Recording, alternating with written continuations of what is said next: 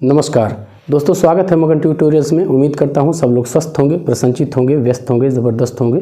दोस्तों आज एक बहुत ही महत्वपूर्ण टॉपिक पे हम लोग बातचीत करने वाले हैं, जो है सर्वनाम। इससे पहले संज्ञा के बारे में हम लोगों ने पढ़ा था और इसके बारे में 2-3 वीडियोज़ मैं अपलोड कर चुका हूं, तो उन वीडियोज़ को आप लोग जाके एक बार ज़रूर देखिए और मैं उसकी लिंक आपको डिस्क्रिप्शन में दे दूँगा। आप लिंक क्या, मैं हिंदी की पूरी प्लेलिस्ट ही उसका मैं लिंक डिस्क्रिप्शन में उपलब्ध करा दूंगा, तो आप वीडियोज़ देखते रहिए, किताबों से भी अध्ययन करते रहिए, आपको बहुत फ़ायदा होगा। जहाँ तक प्रतियोगी परीक्षाओं का बात है, तो मैंने आपसे बताया कि इन्हीं परीक्षाओं को ध्यान में रख कर के मैंने ये वीडियो और ये खास करके कहूँ कि जो स्पेशल क्लास है, जो स्पेशल बैच है, वो मैंने शुरू किया है। तो आप इससे अधिक से अधिक जुड़िए। इसमें बहुत सारी इसी तरह की चीज़ें मैं लेके आता रहता हूँ, जो आपको परीक्षा में निश्चित ही मदद करेंगी। तो शुरू करते हैं। सबसे पहले आगे बढ़ें, हम लोग परिभाषित करते हैं सर्वनाम है क्या। इसके बाद बारी बारी से सारे टॉपिक्स जो मैंने लिखे हुए हैं उस पर बातचीत करेंगे हम लोग। दोस्तों टॉपिक मैंने काफ़ी डिटेल में लिखे हुए हैं और यदि इसको आप ध्यान से एक बार देख लेते हैं तो फिर आपके अध्ययन में किसी तरह की बाधा नहीं पड़ने वाली है और आपको बहुत सारी चीज़ें यहीं पे आपको मिल जाएंगी। तो सर्वनाम है क्या, सबसे पहले ये देखते हैं। तो सर्वनाम का शाब्दिक अर्थ होता है दोस्तों सर्वनाम। सर्वनाम का जो शाब्दिक अर्थ होता है वो होता है सब नाम, सब नाम। तो जो सब नामों के बदले में शब्द प्रयोग होते हैं उसी को हम लोग सर्वनाम कहते हैं। सब नाम के बदले में जो शब्द प्रयोग होते हैं उनको हम लोग सर्वनाम कहते हैं। दूसरे शब्दों में यदि हम लोग सर्वनाम को परिभाषित करें तो संज्ञा शब्दों के बदले में, संज्ञा शब्दों के स्थान पे जो शब्द प्रयोग किए जाते हैं उन्हें हम सर्वनाम कहते हैं। काफ़ी हमने बचपन में पढ़ लिया है और इस तरह की इसको समझने में कोई दिक्कत मैं समझता हूँ कि नहीं है। सर्वनाम के भेद तो जानते हैं। सर्वनाम के दोस्तों कुल 6 भेद होते हैं और इन 6 भेदों को मैंने यहाँ पे लिखा हुआ है लाइन से, एक बार पढ़ के मैं आपको सुनाता हूँ। पुरुषवाचक सर्वनाम, जिसमें है उत्तम पुरुष, मध्यम पुरुष, अन्य पुरुष के अंतर्गत सर्वनाम कौन कौन से आते हैं और उनका प्रयोग किस तरह से होता है, ये चीज़ हम लोग जानेंगे। दूसरा है निश्चयवाचक सर्वनाम, तीसरा अनिश्चयवाचक सर्वनाम, चौथा संबंधवाचक सर्वनाम, पाँचवा है प्रश्नवाचक सर्वनाम और आखिरी और छठवां है निजवाचक सर्वनाम। तो ये कुल 6 प्रकार के सर्वनाम होते हैं जिसके बारे में हमें जानना है।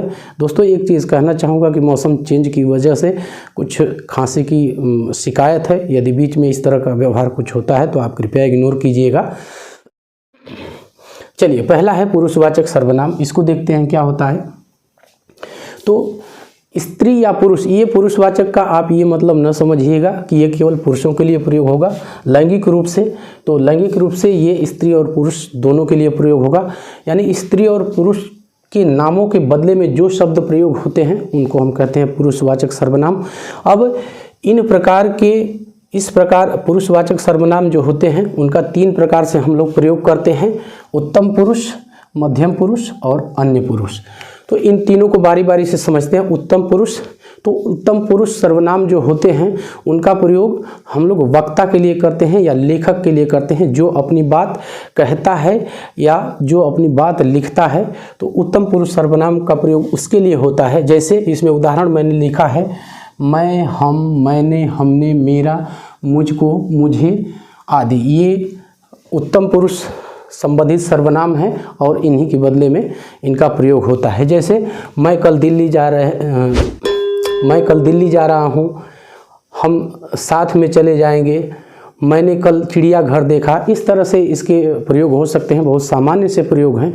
तो वर्गीकरण से संबंधित आपसे प्रश्न पूछे जा सकते हैं कि निम्नलिखित सर्वनाम किस पुरुष से संबंधित है, तो यहाँ पे आपको ध्यान में रखना है। जैसे इस तरह के सर्वनाम आते हैं, मैं, हम, मैंने, हमने, मेरा, मुझको, मुझे इत्यादि, तो आप वहाँ पे बताएंगे उत्तम पुरुष। और यदि ऑब्जेक्टिव टाइप के ही प्रश्न आते हैं, जैसा कि हम लोग जानते हैं, चाहे यूपी सुपर टेट हो, चाहे यूपी राजस्व लेखपाल हो, इन दोनों ही परीक्षाओं में ऑब्जेक्टिव टाइप के प्रश्न पूछे जाते हैं। तो ऑब्जेक्टिव टाइप के प्रश्न में भी इससे प्रश्न जो है वो शामिल किए जा सकते हैं। उत्तम पुरुष हमने समझा। मध्यम पुरुष क्या होता है, जो श्रोता होता है उसके लिए इन सर्वनामों का प्रयोग होता है, जो बात को सुनता है वहाँ पे। तो उनमें कौन कौन से सर्वनाम होंगे, जैसे मैंने यहाँ पे लिखा है, तू, तुम, तुमने, तुझे, आपने, आपको इत्यादि। तो इस तरह के जो सर्वनाम होंगे इनका प्रयोग मध्यम पुरुष के अंतर्गत किया जाता है, यानी श्रोता के लिए किया जाता है जो बात को सुनता है। आखिरी हमारा है इसमें जो पुरुषवाचक सर्वनाम है उसमें है अन्य पुरुष सर्वनाम। तो ये होते हैं वह, यह, वे, ये, उनको, उनसे, उन्हें, यानी उत्तम पुरुष और मध्यम पुरुष को छोड़ करके जो अन्य पुरुषों के लिए सर्वनाम प्रयोग किए जाते हैं उनको हम लोग कहते हैं कि ये अन्य पुरुष हैं, या कह लें कि ये कोई तीसरा पुरुष है उत्तम पुरुष और मध्यम पुरुष को छोड़ करके। तो वहाँ पे इस तरह के प्रयोग करेंगे और इसको कहेंगे अन्य पुरुष सर्वनाम। ये हो गया। दूसरा हमारा है निश्चयवाचक सर्वनाम। तो इसमें किसी निश्चित व्यक्ति या वस्तु के लिए इनका प्रयोग किया जाता है। इसमें आप एक चीज़ आपको ध्यान में रखनी है कि वो वस्तु दूर भी हो सकती है और ये पास भी हो सकती है, दोनों के लिए प्रयोग होता है। जैसे यह, वह, वे, ये कोई दूर की वस्तु हो सकती है या पास की वस्तु होती है। जैसे यह मेरी पुस्तक है, वह गाय है। इस तरह से आप शब्दों में इसका प्रयोग कर सकते हैं। ये निश्चित होते हैं, यानी पता होता है कि क्या चीज़ है, किसके बारे में हम बात कर रहे हैं, चाहे वो पास में हो चाहे वो दूरी पे हो। तीसरा है अनिश्चयवाचक सर्वनाम। अब यहाँ पे दोस्तों ध्यान देने वाली चीज़ है, यहाँ जिस बारे में हम बात करते हैं, जिस वस्तु के लिए इन सर्वनामों का प्रयोग किया जाता है वो निश्चित नहीं हो सकते हैं। जैसे एक मैंने यहाँ पे लिखा है कोई, कुछ, कोई न कोई, हर कोई, सब कुछ। तो कोई, यदि हम ये इसका वाक्य में प्रयोग करके एक बार देखते हैं, जैसे कोई आ रहा है, तो कोई आ रहा है लेकिन उसके बारे में हम निश्चित रूप से नहीं कह सकते कि वो स्त्री है, पुरुष है, उसका नाम क्या है। इस तरह की चीज़ें हम उसके बारे में नहीं बता सकते हैं। बस एक संदेह की स्थिति होती है, एक सामान्य जानकारी होता है कि मतलब कोई आ रहा है, तो इसको कहेंगे हम अनिश्चयवाचक सर्वनाम। दूसरा है संबंधवाचक सर्वनाम। ये हमारा चौथा पॉइंट है, संबंधवाचक सर्वनाम। तो इसमें जो है, इसमें एक संज्ञा का दूसरी संज्ञा के साथ संबंध स्थापित करने वाले शब्द होते हैं और उन्हीं को हम लोग कहते हैं संबंधवाचक सर्वनाम। जैसे यहाँ पे लिखा है जो, सो। जैसे जो आया है सो जाएगा।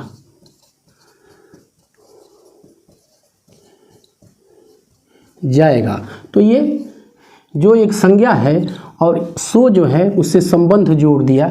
इसी तरह से और भी शब्द हम लोग इसके बारे में वाक्य बना सकते हैं, जैसे जो जैसा करेगा वैसा भरेगा। तो इस तरह से जो इस तरह के सर्वनाम होते हैं वो संबंधवाचक सर्वनाम कहलाते हैं। वो वाक्य में संज्ञाओं का अन्य संज्ञाओं के साथ संबंध जोड़ने का काम करता है, इसी कारण इनको हम लोग कहते हैं संबंधवाचक सर्वनाम। ये पांचवा हमारा है प्रश्नवाचक सर्वनाम। तो इसमें आप जैसा कि देख सकते हैं बहुत सामान्य से ये बिंदु है, इसमें हम लोग को बहुत ज़्यादा मेहनत करने की ज़रूरत नहीं पड़ेगी। जहाँ तक मैं समझता हूँ, कौन, क्या, कैसे, क्यों, प्रश्न के लिए जिन सर्वनामों का हम लोग प्रयोग करते हैं वही होते हैं प्रश्नवाचक सर्वनाम। इनका प्रश्नों में प्रयोग किया जाता है। जैसे कल तुम क्यों नहीं आए, या तुम कल क्या कर रहे हो, वह कल कहाँ गया था, इस तरह से। तो ये सर्वनाम जो है प्रश्न करने के लिए प्रयोग किए जाते हैं, अतः इनको कहा जाता है कि ये प्रश्नवाचक सर्वनाम है। आखिरी हमारा है निजवाचक सर्वनाम, या इसको कहीं कहीं आपको निजतावाचक भी मिल जाएगा। दोनों एक ही चीज़ें हैं, निजवाचक सर्वनाम। तो इसका देख लीजिए सर्वनाम कौन कौन से हैं। स्वयं, खुद, आपने, आप, स्वतः, इस तरह के ये सर्वनाम के शब्द होंगे और उनका प्रयोग हम लोग यदि करना चाहें तो वह स्वयं गाड़ी चलाता है, वह खुद वहाँ गया था, गाड़ी अपने आप नीचे लुढ़क गई। तो इस तरह के जो शब्द होंगे वो निजतावाचक सर्वनाम के उदाहरण होंगे और इन शब्दों को हमें ध्यान में रखना चाहिए। तो दोस्तों यही था आज की इस वीडियो में। उम्मीद करता हूँ कि सर्वनाम के बारे में आपको अच्छी समझ मिली होगी, आप अच्छा समझ पाए होंगे। उम्मीद करता हूँ कि आपको ये वीडियो पसंद आई होगी। एक बार फिर आपसे कहना चाहूँगा कि हिंदी के तमाम महत्वपूर्ण बिंदुओं पे मैं वीडियो बना चुका हूँ, अपलोड कर चुका हूँ। लिंक उसकी डिस्क्रिप्शन में मिल जाएगी, आप लोग प्लीज़ जाके उनको चेकआउट कीजिए। काफ़ी अच्छी वीडियो है, काफ़ी महत्वपूर्ण वीडियो है। तो बस आज के लिए इतना ही, मिलते हैं अगली क्लास में। तब तक के लिए नमस्कार।